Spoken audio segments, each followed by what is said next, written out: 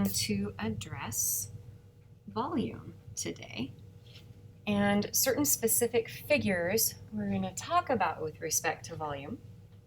Volume is going to be the theme for today and tomorrow's notes. We're going to look at different shapes or figures each of those days. And our focus for today is going to be prisms and cylinders. Okay, so one of the challenges of us trying to take notes on volume is three-dimensional. So think about the amount of material to fill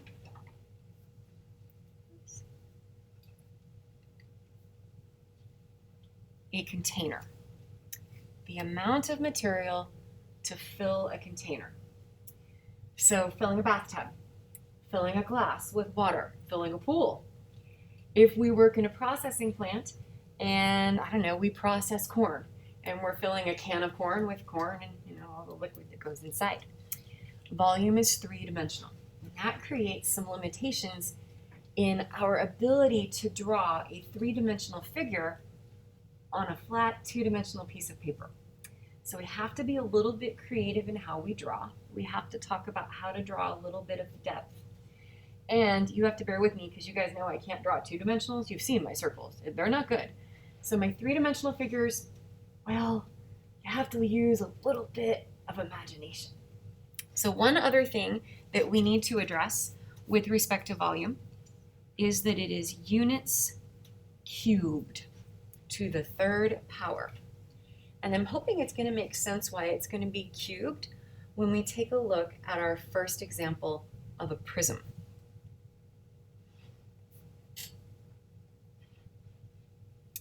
So we're going to scoot forward and talk about prisms. You're like, what the heck is a prism? You actually deal with prisms all the time. So let's talk about what it's not. A cylinder, we don't think of that as much as a prism. A cylinder has its own unique shape. So think about like a water bottle. It's round on the bottom and round on the top, and you're just filling it up and hopefully not overfilling it so that you have a mess, or underfilling it so that if you were selling it, your customer would be really unhappy. Think of a can. That is a cylinder. When we think about prisms, what we're thinking about is certain figures for a base and then filling it up. So when we talk about the volume of a prism,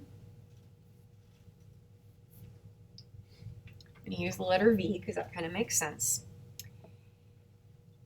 It is area of the base times the height. So I hope that makes sense. We're going to look at the shape we have on the bottom, and then we're going to slowly fill a container until we're like, and stop. That's high enough, and that is our height.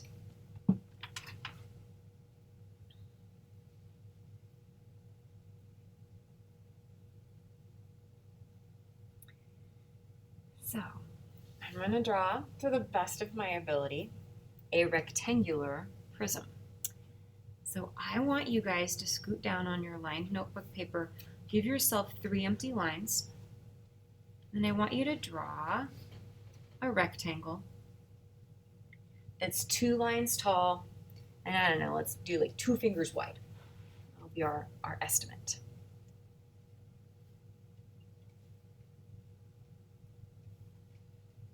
Now I'm telling you this is a rectangle because I'm giving you a right angle, and that's going to be implied that that's going to be a right angle all the way around. Now the next thing that we're going to do, we are going to go up a line and scoot to the right. So notice how I'm going up a line and I'm scooting to the right, and I'm still making it 2 lines tall. And I'm going to draw another similar rectangle. And then we're going to connect the corners.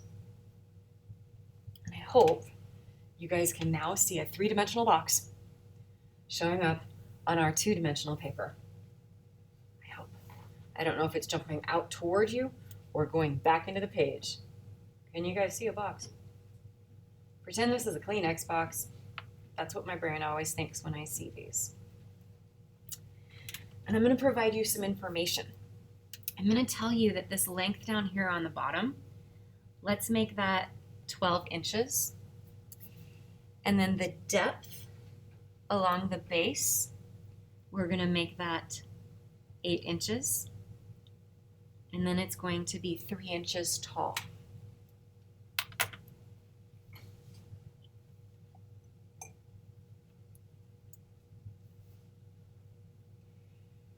So when we think about the base, the area of the base, this box of Kleenex, and I'm just going to shade this in red, this box of Kleenex is sitting on a rectangle. That is its base. So when we talk about area of our base, for us, that is 8 times 12. Because our base is that bottom rectangle that it's sitting on.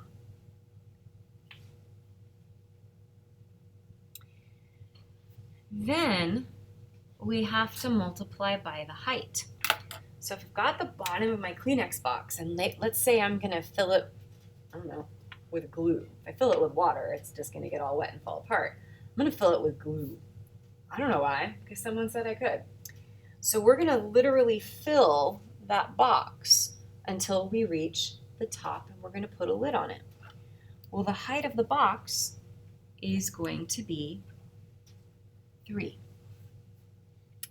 Now, something important about the height. Our height kind of has to be perpendicular to the bottom of our box. And I promise you that all of the figures that we're going to play with will be that. There's different situations. If we had it more at a slant, we're not going to stress. So our volume is literally the area of the base times the height, or how much we're going to fill into our figure. Well, 8 times 12 times 3 is 288 inches cubed. And we just did volume.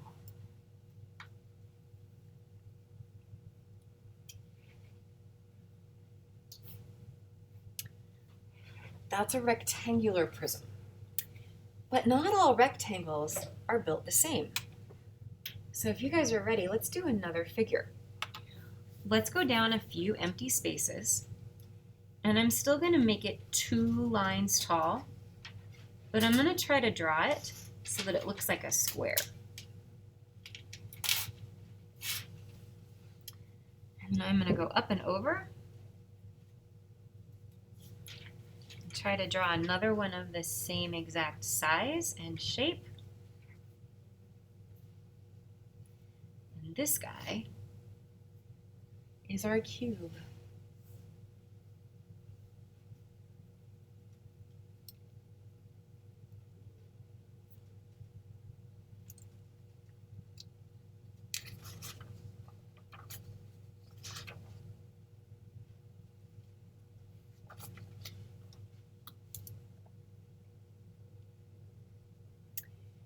I need a number. Someone just shout out a number. 10. So I'm going to tell you that this is a cube. And you guys will notice that I'm putting all of these little markings in. I'm telling you that all the lengths are the same. So all I need is one measurement. So a cube is a 3-dimensional square. It's a square where the base and the height are the same size. We're going to have right angles all the way around. And then we're going to make it 3-dimensional by giving it a height that's the same size. So our volume, and let's do 10 millimeters, is base times height again. So area of the base times the height of the filling of the space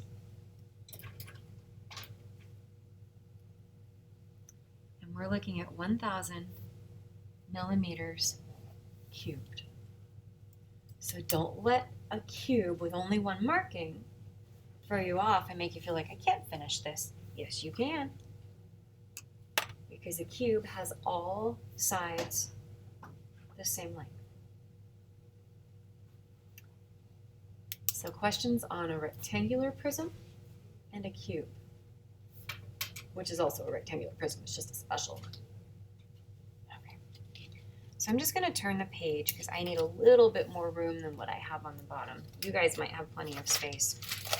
We're going to talk now about a triangular prism.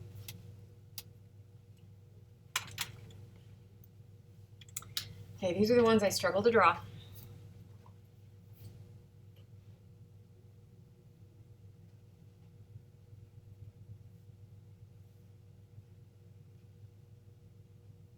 So I'm going to start off with a triangle. Let you guys catch up to me.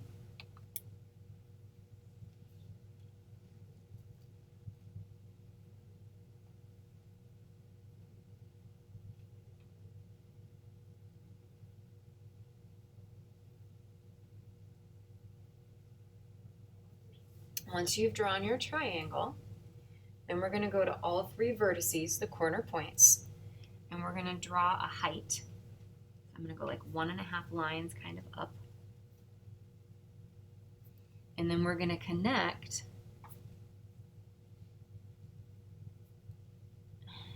those three heights together. So I think of this as a cheese wedge, where my brain goes. We have a triangle sitting on top of another triangle that we've created a volume and space between.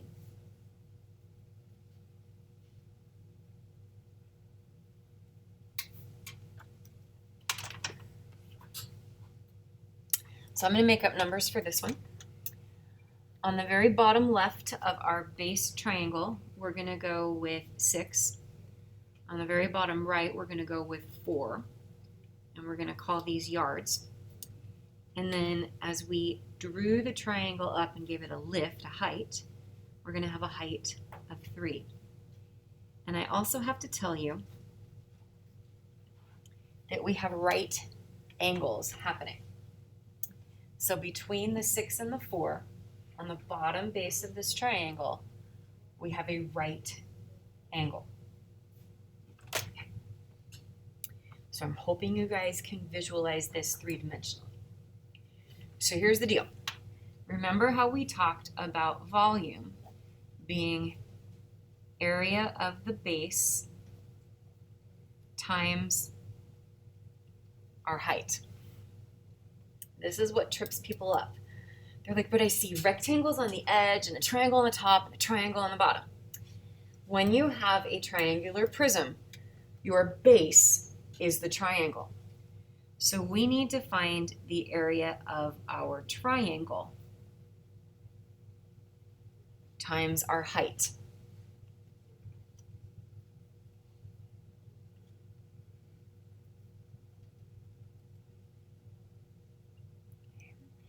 The area of the triangle, remember that's 1/2 base times height, or base times height divided by 2. So we're looking at this triangle down here on the bottom, the base of our cheese wedge.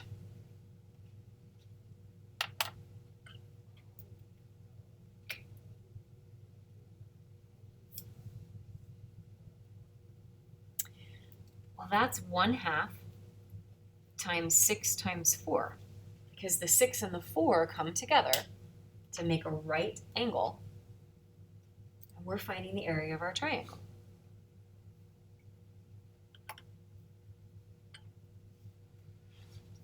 Now, we still have the height of our prism. That 3 is how much our prism rises to become three-dimensional. It's like the edges of the container.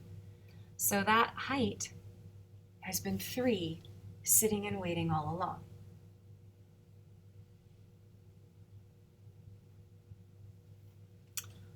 So I'm totally going to use my calculator. and we are looking at 36 yards cubed.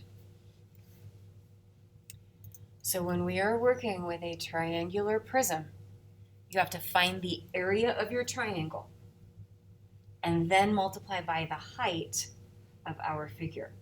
Area of the triangle first, then how tall did that triangle become? Questions on that? Okay, so the next one, I'm actually usually pretty confident with dealing with cylinders. Let's talk about cylinders. And there's tons of other volumes of prisms that we could do. Because we have one day to talk about this, we're going to focus on rectangular prisms, so rectangular and square on the bottom, like we did for the first two, and triangular prisms, and now we're going to talk about cylinders. So when I think of a cylinder, I think of a can. And so I'm going to start off with an oval. That's definitely not a circle. I didn't even try to make it a circle. And then I'm going to put another one underneath it that's about the same size. So I'm just going to spread them out by 2 or 3 lines. And we're going to connect the edges. And I hope you can see your cylinder or your can.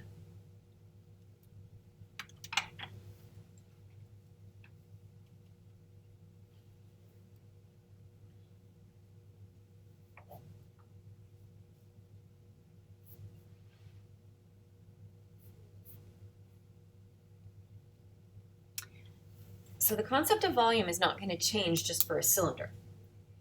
It's still area of the base times your height. But we really have to think about what will our base be on a cylinder.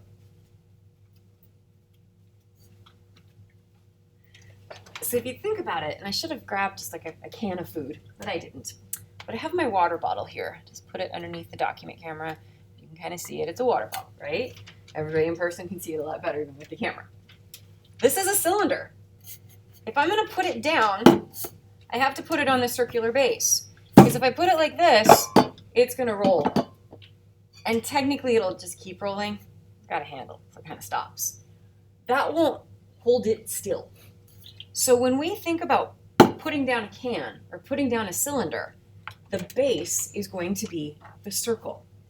So I want you guys to lightly shade, and you could do the top or the bottom, it doesn't matter, that circular base. So we need to think about the area of a circle, because we're literally taking a circle and filling it. Well, the area of a circle is pi r squared. And then we multiply by the height. So I'm going to pretend that this guy has a radius of 7 feet. And I had to draw the 7 out because I made my cylinder too small to write it on the top. And I'm going to tell you that this is 10 feet tall. So this is not a water bottle. This is not a can of corn. This is a large cylinder, 10 feet tall. That's like the height from the floor to the ceiling. So, I don't know, maybe we're filling it with feed for animals. Maybe it's a water trough that's upright instead of on the side. So here we go. We are going to have pi times our radius squared times our height. So again, that circle, we're filling it up for volume. So I'm going to use my pi button times 7 squared times 10. And we are looking at 1539.4 yards cubed.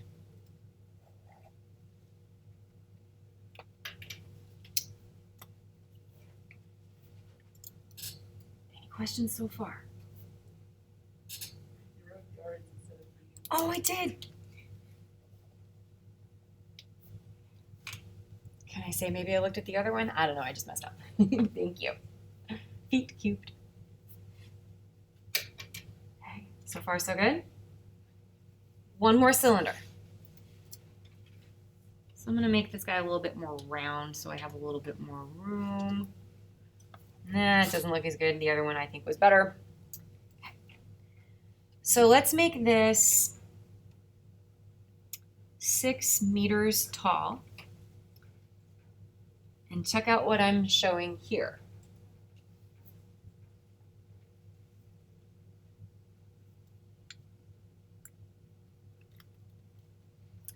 And this one,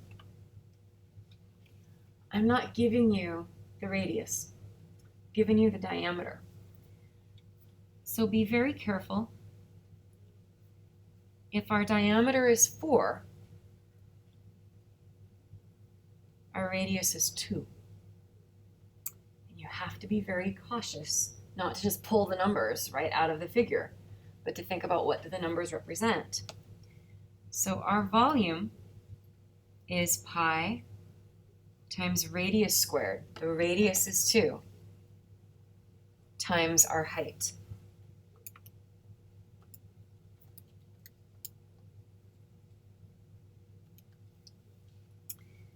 And that is 75.4-ish meters cubed.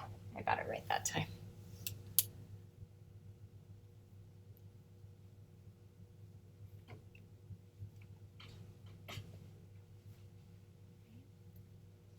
Questions on our intro to volume, really kind of playing with 3 or 4 different figures.